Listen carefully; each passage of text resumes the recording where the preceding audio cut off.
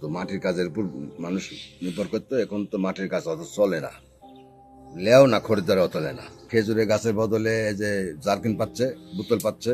আবার শাড়ি তাওয়ার জন্য যে বড় স্টিলের গামলা টামলা বাড়াইছে, এগুলা কিছু ব্যবহার করছে। বাড়ির বাড়ির টিবলের জন্য কলসি লিচ্ছে না। বদনার দোকান দোকান সব জায়গায় বদনা হয়ে গেছে, মসজিদে বদনার, মাটির বদনা নাই। এই জন্য ব্যবসাটা একদম ছিল। আগে 30টা পাল ছিল, 30টা দোকান ছিল, এখন 4টি দোকানে তাই ব্যবসা ঢিল চলে না, টুকটাক টুকটাক বেচা কিনা। ওই যে বলছে ডুপ্লিকেট নেমে গেছে, স্টিলের নেমে গেছে, তারপরে যে প্লাস্টিক নামিছে, নামে আমাদের ব্যবসা ঢিল হয়ে গেছে।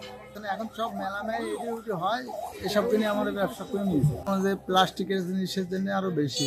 এ তো 4-5 জন, আগে ছিল তো 20 জনের মতো এই দোকান, 20-25টা দোকান ছিল, এখন তো দোকানই তো নাই।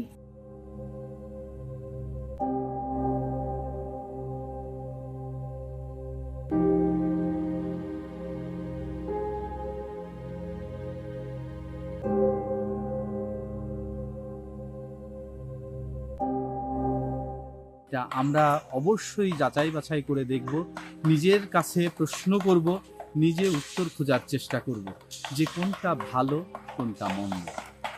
যদি ভালোটা আমরা চিহ্নিত করতে পারি তাহলে আমরা সেই ভালোটা ব্যবহার করব।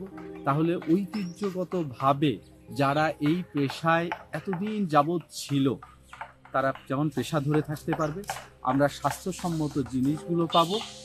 হ্যাঁ, আমাদের সংস্কৃতির দিক থেকে আরও ভবিষ্যতের দিকে আগাই যাবে।